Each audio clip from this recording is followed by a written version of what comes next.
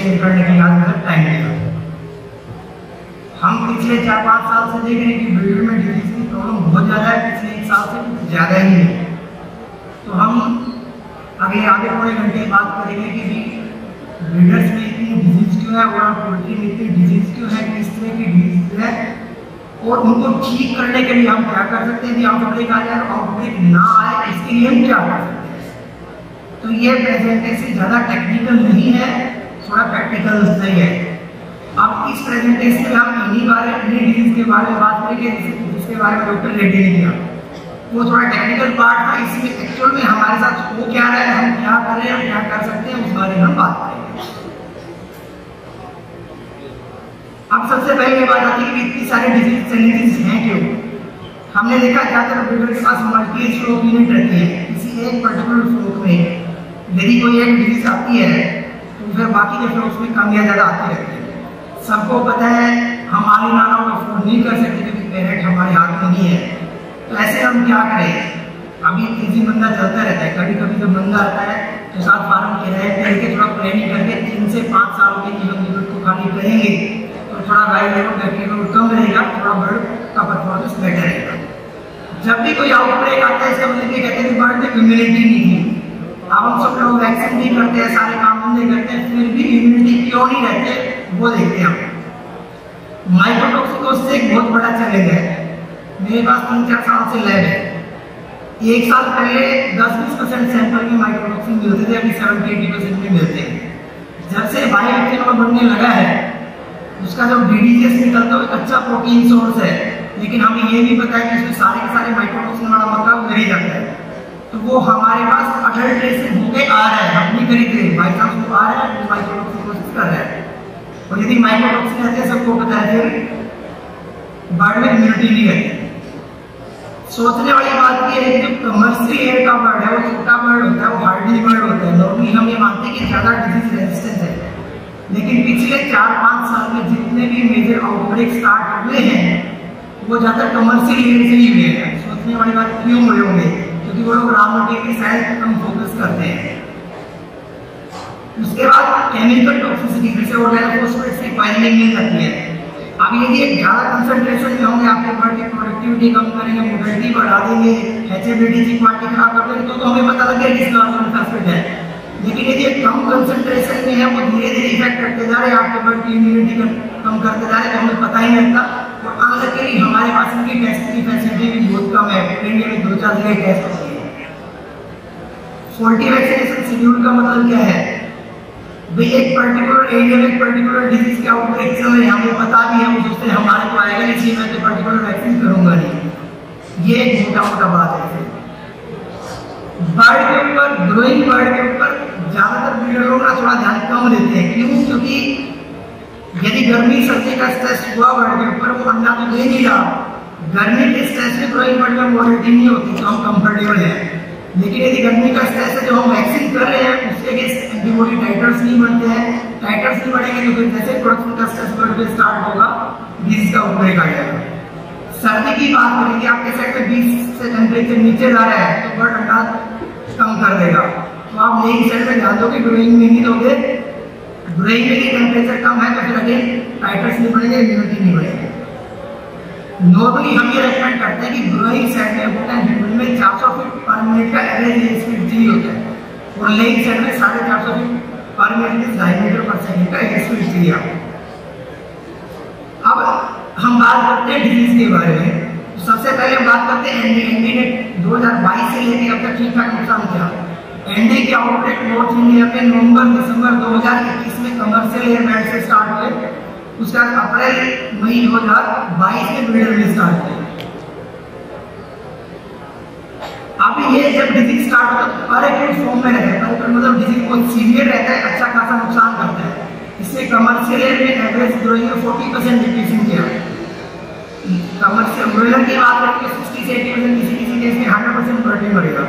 Breeder की बात करेंगे तो 5% से लेकर 75% मोर्टेलिटी डिक्रीजन इस केस में हो जाता है, वो भी है। ज्यादातर ये यंग एज पे ही आता है, जितना यंग एज पे आता है उतना ही ज्यादा नुकसान करता है। वो मैं भी बताता हूँ क्यों ऐसा होता है।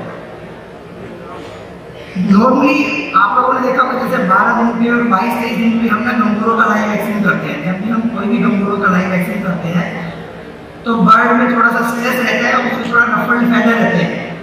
22-23 दिन पे जब हमने लाइव वैक्सीन किया उसके बाद ही एंडी का आउटब्रेक कुछ टाइम बाद आ रहा है, कुछ बर्ड में कुछ गंगोरों के डिजीज भी मिलते हैं।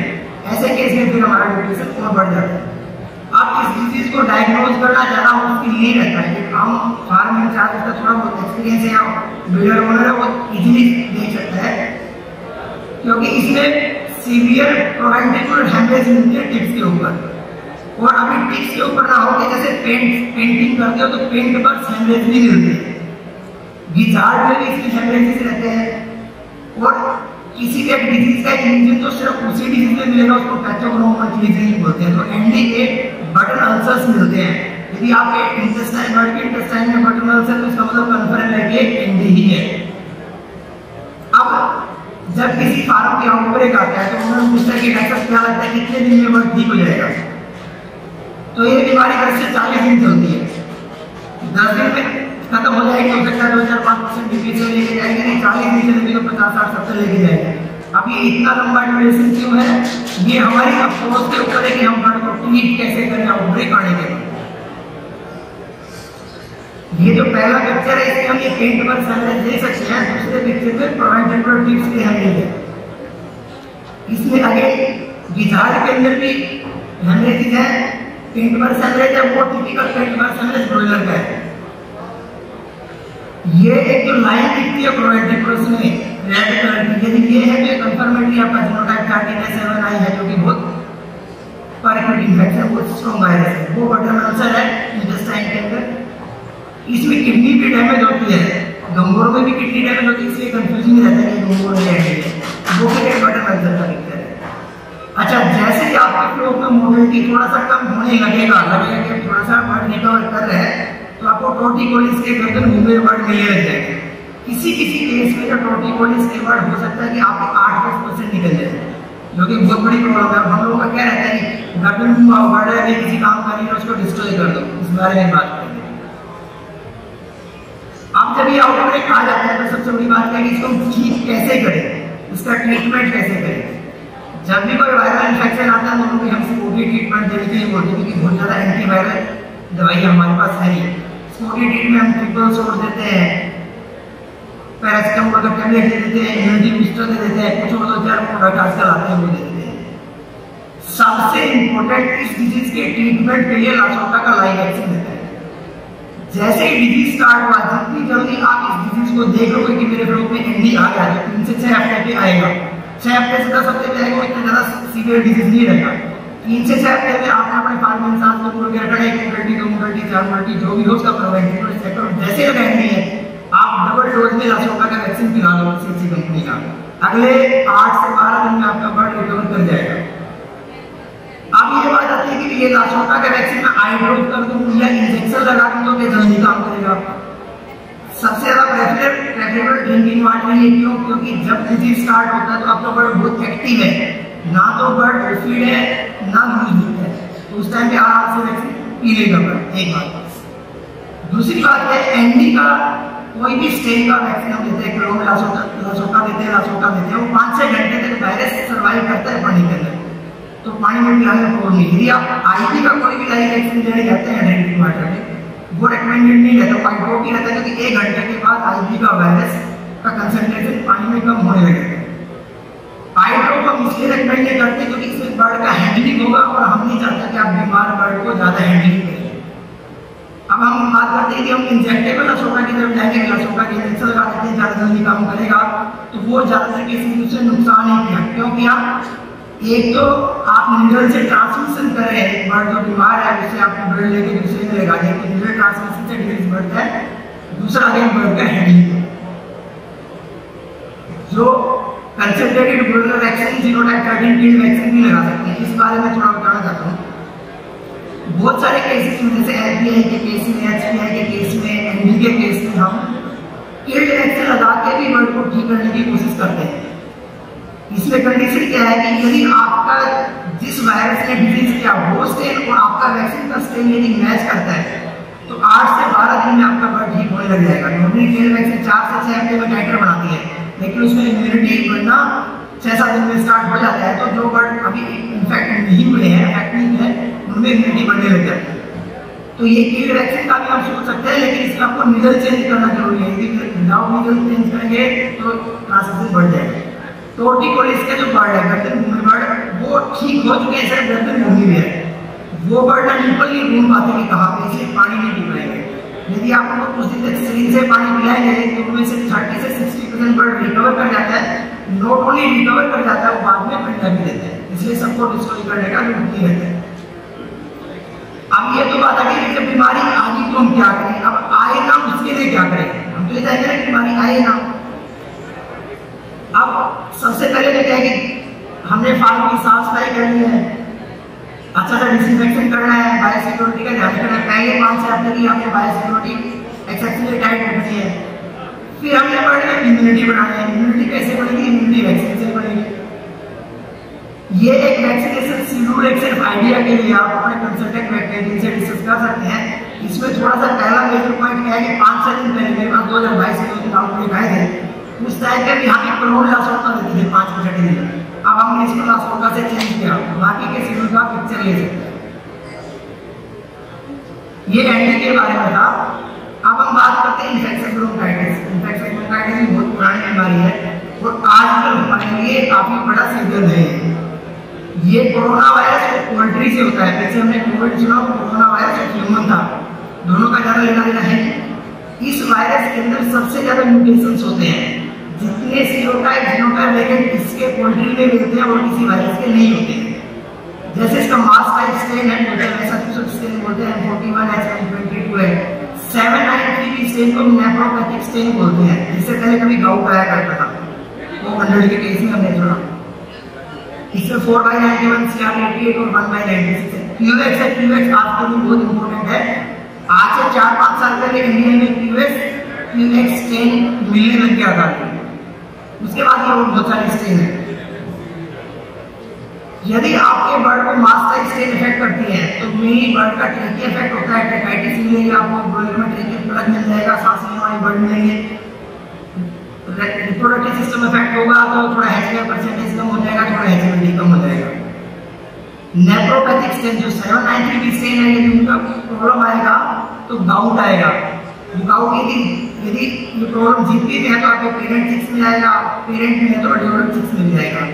जब कोक 100 होता था कुछ साल पहले, तो उस टाइम पे प्रॉब्लम, उस टाइम पे इतनी ज्यादा वैक्सीन थी नहीं। उसमें क्या रहता है कि कोक 100 का चिक्स है, हमने पहले 24 घंटे में मक्का ही खिलाना है, फिर अगले 24 घंटे आधा वक्त आधा फीड खिलाना है। इस गाउट से बचने के लिए करते थे, आजकल वो रिक्वायरमेंट नहीं है। अब QX स्ट्रेन की बात करते हैं। QX स्ट्रेन फॉल्स लेयर पैदा करती है और पुअर परफॉर्मेंस आती है। नेक्स्ट स्लाइड इसी के बारे में है। और जब भी आपके बर्ड में IBD का इन्फेक्शन होगा तो माइकोप्लाज्मा गैलीसेप्टिकम और उससे ज्यादा साइनोमी जरूर मिलेगा, जो चीजों को कॉम्प्लिकेट करेगा। अब QX की बात करते हैं। QX रिप्रोडक्टिव सिस्टम को इफेक्ट करता है। ये अंडे की इंटरनल और एक्सटर्नल क्वालिटी को डैमेज कर देता है। आजकल हमने सुना है, काफी लोगों ने सुना होगा कि उस पर्टिकुलर फ्लोक में 50-55 से ऊपर पीक नहीं आ रहा, तो उसमें ये one of the major reason है IBD का QX। ये फॉल्स लेयर पैदा करता है। ये फॉल्स लेयर क्या है? इन बर्ड के अंदर ये बर्ड बहुत हेल्दी और अच्छे दिखते हैं। बर्ड में पॉइंट रहता है। यदि बर्ड में पॉइंट है तो इसका मतलब हमारे लिए वो यही बर्ड है। यदि पॉइंट नहीं है तो वो यही कल्सी है, नॉन है। बर्ड में पॉइंट रहता है कि बर्ड खोल के देखेंगे तो बर्ड में एक्टिव ओवरी भी रहता है। एक्टिव ओवरी का मतलब 7 अंडे आपको मिलेंगे अलग अलग साइज के, लेकिन ओविडक्ट नहीं बनता है। नॉर्मल बर्ड का ओविडक्ट, नॉर्मल हेल्दी फीमेल का ओविडक्ट 2 फीट का होता है। इस केस में जब आप ओविडक्ट को निकाल के सीधा करेंगे तो 1 से 1.25 फीट का ही मिलेगा आपको। इसको लेमन की लैंग्वेज में बोलेंगे ना, किसी लेडी को डॉक्टर बोलता है कि इसकी तो बच्चेदानी डेवलप नहीं हुई है, तो ये इसकी बच्चेदानी ओविडक्ट, इसमें अंडा 24 घंटे से 15 मिनट में तैयार होता है। अब इसका कोई इलाज भी नहीं है क्योंकि वो ओविडक्ट ही नहीं है। अब इसमें क्या हैचेबल परसेंटेज आपकी हो सकता है 88 से 92% के बीच में रहे। हैचेबिलिटी 81, 82 ये बहुत अच्छी हैचेबिलिटी नहीं करती है। बहुत केसेस में ओवरी या ओवरडक्ट में सिस्ट बन जाती है, तो पेट भारी होगा तो बर्ड कहीं भी लाइफ पोस्ट कर लेता है। नॉर्मल मुर्गी ऐसे तो ऐसे हो जाती है, इसके पिक्चर दिखाई। ये ओविडक्ट है, ये नॉर्मल ओविडक्ट है जो बड़े वाली है, अफेक्टेड ओविडक्ट है। यदि हम वो पिक्चर देखेंगे उसके अंदर जो एल्ब्यूमिन है एक अंडे का वो इंटैक्ट है, दूसरे का वाटरी है। ये सिस्ट बड़ी है और सिस्ट बढ़ने की वजह से ये प्राइमरी राइट पोस्टर बड़ा होगा। अब इसका ट्रीटमेंट क्या है? प्रॉब्लम आगे तो बिल्कुल बताएगा कि इसका ट्रीटमेंट क्या है। अनलकीली इस पर्टिकुलर डिजीज का कोई ट्रीटमेंट नहीं है। क्यों नहीं है? क्योंकि इस बार तो जब मोर टीवी कर रहे हैं तो भी कोई बहुत ज्यादा फायदा मिल रहा नहीं। ये डिजीज एक्चुअली बर्ड को यंग एज में ही लग जाता है। पहले 3-4 हफ्ते में ये बर्ड को अफेक्ट कर चुका होता है। हमें पता कब चलता है जब बर्ड को वैक्सीन दिया गया है, इसलिए इसका जल्दी से इलाज नहीं है। अच्छी बात क्या है, इसका प्रिवेंशन ही ट्रीटमेंट है। अब इसका प्रिवेंशन हम कैसे कर सकते हैं? ये प्रॉब्लम आई ही ना, इलाज तो कर नहीं सकते। अब ये बहुत बड़ी इंपॉर्टेंट चीज मैं बता रहा हूँ, इसमें कुछ लोगों को कंफ्यूजन हो सकता है कि वर्ल्ड वाइड वेल प्रूवन है, world wide not only in India, यदि आईपी का मास टाइप और नेफ्रोपैथिक स्टेन आप डे 1 में वर्ल्ड में करते हैं तो क्लिनिक से बहुत रिलीफ मिलता है। अब हम ये वैक्सीन रेकमेंड करते हैं डे 1 पे, लेकिन ऐसा नहीं कि चिक्स आया वैक्सीन करके छोड़ दिया। 793 का वैक्सीन मतलब नेफ्रोपैथिक वैक्सीन थोड़ा स्ट्रॉन्ग होता है। हम नहीं चाहते कि वो डिहाइड्रेटेड ब्लड में लगे, डिहाइड्रेटेड ब्लड में लगाएंगे तो किडनी को डैमेज करता है। इसलिए आपने चिक्स को 2-4 घंटे छोड़ के पानी वाली पी लेने के बाद खाने के बाद फिर ये वैक्सीन करना है। इसके बाद ग्रोइंग में आपने आईपी के मल्टी स्टेन अलग अलग स्टेन जैसे मास स्टेन है, 793 स्टेन है, बहुत सारे स्टेन और ऐसी क्लिनिकल के मास नेफ्रो टीवी एक्सपेरिमेंट ये सब वैक्सीन आपने ग्रोइंग में करनी है। लेकिन आईपी लाइव वैक्सीन मैंने बोला जब भी हम आईपी का लाइव वैक्सीन करते हैं तो उसको आप पानी में ना पिलाएं। यदि आप 1 घंटे में पानी कंज्यूम करवा सकते हैं तो आप आईपी का लाइव ड्रिंकिंग वाटर में कर सकते हैं, अदरवाइज आपको आई ड्रॉप करना चाहिए। लेकिन स्टेज पे हम नॉर्मली किड वैक्सीन ये रेकमेंड करते हैं, लाइव वैक्सीन अवॉइड करनी चाहिए। यदि बाई चांस कुछ इमरजेंसी है, कोई डॉक्टर बोलता है कि आपको करना तो 14 वीक से पहले हम वैक्सीन आता है। अब ये बहुत बड़ा बर्निंग इशू है, बहुत सारे रीडर्स को लगता है कि शायद अभी इतना बड़ा इशू नहीं है, लेकिन आपको इन्फॉर्मेशन के लिए अभी करंटली आंध्रा में और रिसेंटली तेलंगाना में मतलब विद इन लास्ट 1 मंथ 40 से 70 लाख लीटर मरे। अब उसको हम मतलब ऑफिशियल से बताने के लिए कह सकते हैं कि ये तो एनडी आके गया, मतलब एनडी आके गया। तो ये डिजीज स्टार्ट कहाँ से हुआ? वही कमर्शियल है दिसंबर 2020 से। दिसंबर 2021 में स्टार्ट हुआ जीनोटाइप 13 एनडी, उससे 1 साल पहले स्टार्ट हुआ था। जनवरी फरवरी तक 4-5 मीटर में सुनने में आता था। मार्च ठीक है, मार्च में डॉलर में आने के बाद बहुत सारे जगह परफेक्ट।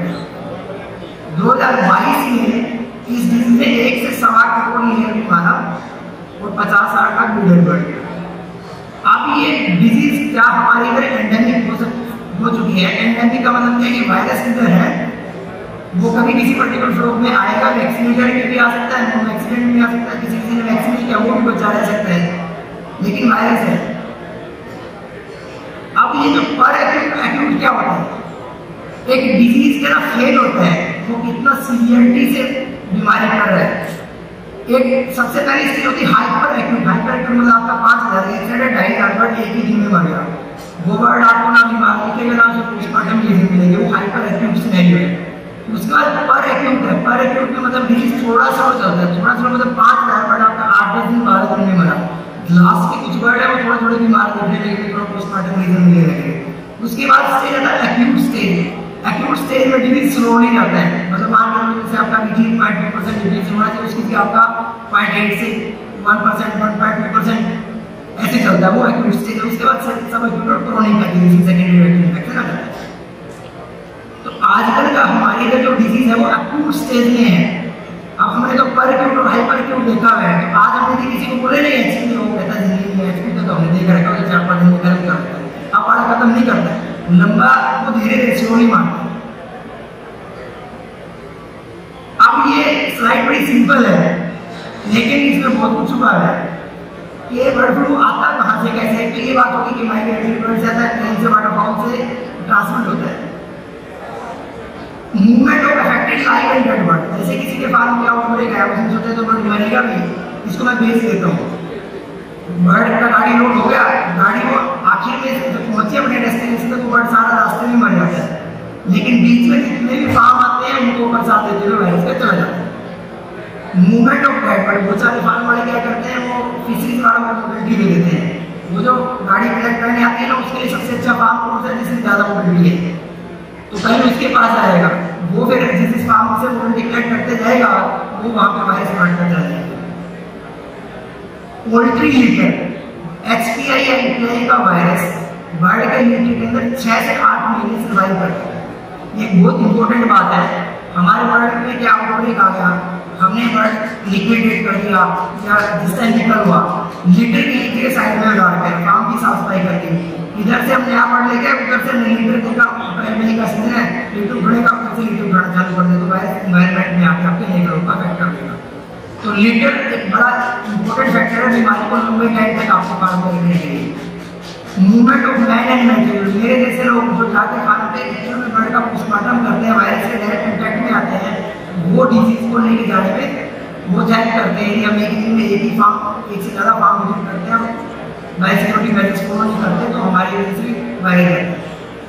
एरोसोल ट्रांसमिशन, अब हमारे बहुत अच्छी बायोसिक्योरिटी वाली कंपनीज के भी 2-4 लाख बर्ड उस टाइम पे मरे, उनका वो देखने के भी हमारा बायोसिक्योरिटी ब्रीच तो कहीं हुआ नहीं। ये एरोसोल ट्रांसमिशन 2-4 किलोमीटर तक वायरस पड़ जाता है। अभी जब मैं बोल रहा हूँ तो छोटे छोटे वाटर ड्रॉपलेट मुंह से निकलते हैं, उनको एरोसोल बोलते हैं, उसी में वायरस हवा से चला जाता है। अब हम ये बड़ा कंफ्यूजन रहता है, पहले तो ज़्यादा नहीं था, पहले तो HPI भी समझ में आता था। आजकल ये बड़ा कंफ्यूजन है कि ये HPI है या LPI है, इसको हम कैसे देखें। एक तो डिजीज किस तरह का उससे देख सकते हैं, उसके बाद हम बात करें पोस्टमार्टम से देख सकते हैं। HPI 3rd वीक से लेके किसी भी एज के फ्लो को अफेक्ट कर सकता है। LPI नॉर्मली यंग बर्ड में नहीं आता, अभी HPI भी नॉर्मली यंग बर्ड में नहीं आता, पहले आ रहा था, अब क्योंकि वायरस पहले से कमजोर हुआ है। ये एक्यूट इन्फेक्शन था, सबको पता है, वो एक्यूट था, जो मैंने बताया। ये HPI का इन्फेक्शन हमेशा एक लाइन या एक रो से स्टार्ट होता है।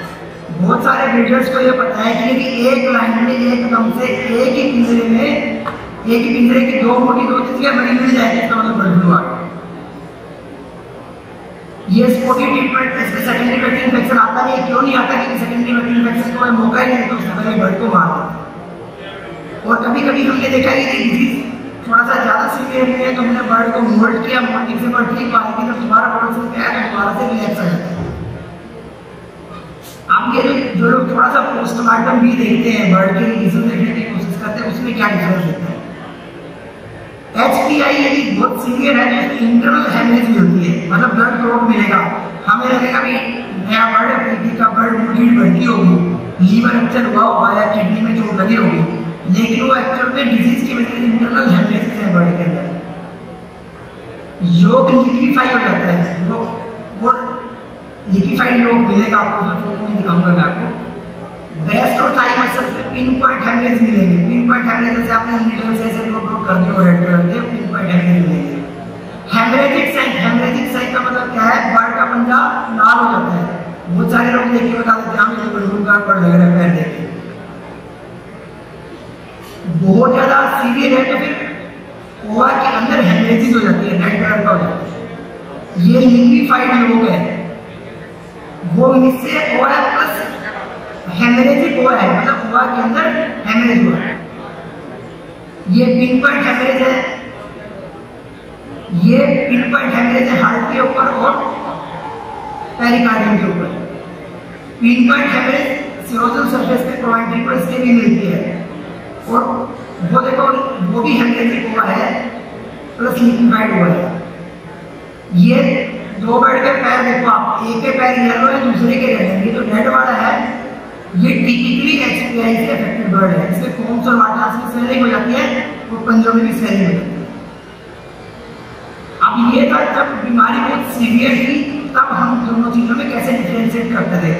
आजकल जो HPI आ रहा है वो मोटा मोटा HPI जैसा ही दिखता है, फिर हम उसको कैसे डिफरेंशिएट करें, इसलिए साइड मीटिंग का आजकल के सिनेरियो में। पहले बर्ड में ट्रेकाइटिस नहीं मिलती थी तो HPI आता था, क्योंकि ट्रेकिया का इन्फेक्शन आने से पहले बर्ड मार देता था। अब इसमें ट्रेकाइटिस मिलती है, CRT रीजन भी मिलते हैं, पिन पॉइंट हेमरेज अभी भी मिलती है, लिक्विफाइड ओवा नहीं मिलता, मिससे ओवा मिलता है। सबसे बड़ी चीज क्या है कि इसमें ड्यूरेशन ऑफ डिजीज, यदि आपके फ्लोक में एलपीआई है वो 5 से 15 दिन में मोटा ट्रीटमेंट से बाद में सेकेंडरी इन्फेक्शन के लिए एंटीबायोटिक देने से ठीक हो जाएगा। इसमें आपकी बीमारी 2 महीने, 3 महीने, 6 महीने, कभी कभी पूरा फ्लोक निकल जाता है। पूरा फ्लोक मतलब जैसे कहा जाता है मोटालिटी 0.4% है, लेकिन फिर देखा 0.8 है, मतलब ऊपर नीचे चलते नहीं। क्यों होता है ऐसा? इसके अंदर एक्यूट सीआरडी आता है। एक्यूट सीआरडी मतलब वायरल है, साथ में एकदम से सीआरडी बन जाएगा। सीआरडी देखते ही डॉक्टर भी कंफर्टेबल हो जाता है, ह्यूमन भी कंफर्टेबल कि नहीं तो एंटीबायोटिक देने के बाद ठीक हो जाएगा।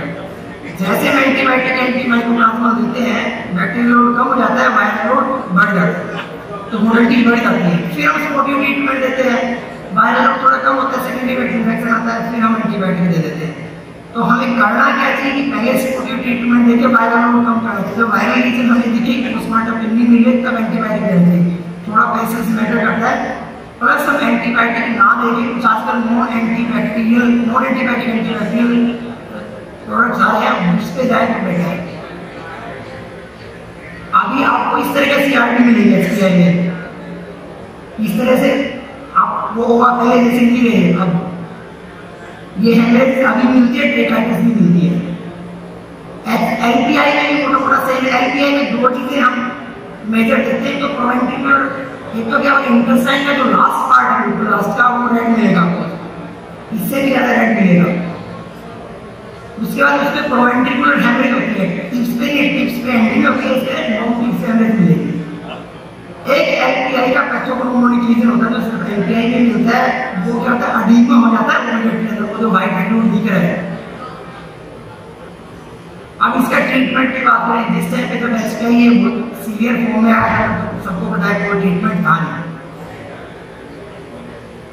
एंटीक्रोन वैक्सीन कुछ लेवल तक वायरल लोड कम करने में हेल्प करती है, along with other supportive treatment. Amantadine antiviral है, आइवरमेक्टिन है, कुछ हर्बल होम्योपैथी है, इन्हें थोड़ा बहुत है पहले किया, पहले कम किया, आजकल ज्यादा करते हैं क्योंकि डिजीज का सीवियर है। यदि आपके फ्लोक में प्रॉब्लम आया और आप नीडल चेंज करके वैक्सीन करते हैं, 8 से 12 दिन के बाद मैंने पहले बताया वैक्सीन काम करने लगे। कंडीशनली अपनी नीडल चेंज करके करना है। जैसे आपको लगे कि मेरे आउटब्रेक के पहले वैक्सीन दे जाओ, उसके बाद उसकी सपोर्टिव ट्रीटमेंट स्टार्ट करो, तो 12-15 दिन में ट्रीटमेंट कर सकते हैं। पहले जब यही फ्लोक में डिजीज था तो किसी पर्टिकुलर ट्रीटमेंट ने काम किया तो मोल्टी ने हेल्प किया था। आप ये बात आती है कि इस बीमारी को आने से रोकने कैसे। बायोसिक्योरिटी मेजर देखिए, हम लोगों ने बहुत ज्यादा काम करते हैं कि एरोसोल से भी ट्रांसमिशन होता है, ठीक है। बायोसिक्योरिटी खेड़े की बड़ी चीज है। अनऑफिशियल केयर वैक्सीन है जिन्होंने हमें काफी हेल्प किया। बैक्टीरियल लाइव वैक्सीन भी कुछ लोगों के मन में रहता है कि कितना क्या, जैसे एचपीवी H5 अनऑफिशियल वैक्सीन कुछ लोगों ने किया, बांग्लादेश इस वैक्सीन ने बहुत अच्छा काम किया। हमारे लिए ज्यादा अच्छा काम क्यों नहीं किया?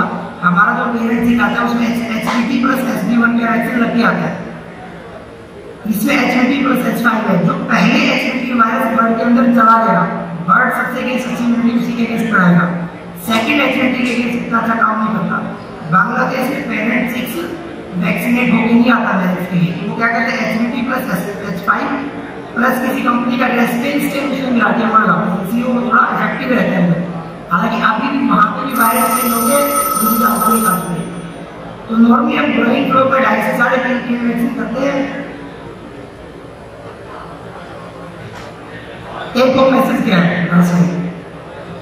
देखो, अभी डिजीज सिनेरियो ज्यादा है तो हमें अपने सराउंडिंग को लेके अवेयर रहना चाहिए, कहाँ पे क्या डिजीज चल रहा है, वो डिजीज चल रहा है तो लोग उसको ठीक कैसे कर रहे हैं। इसीलिए आपके डॉक्टर का काम ज्यादा है, लेकिन आप लोगों को थोड़ा पता रहेगा तो नुकसान से बचेंगे। मतलब दूसरे के नुकसान से सीखने की जरूरत है, ना कि अपना नुकसान करें।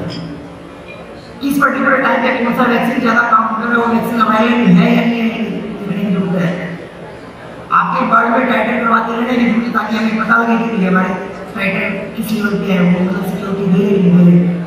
रॉ मटेरियल और फील्ड में माइक्रोबियल चेक करते रहना जरूरी, आगे भी जरूरी रहेगा, क्योंकि मेजर डिजीज कहीं जाएगा नहीं, कहीं ना कहीं किसी न किसी फॉर्म में हमारे पास आता रहेगा, मैन्युफैक्चरिंग भी रहेगी।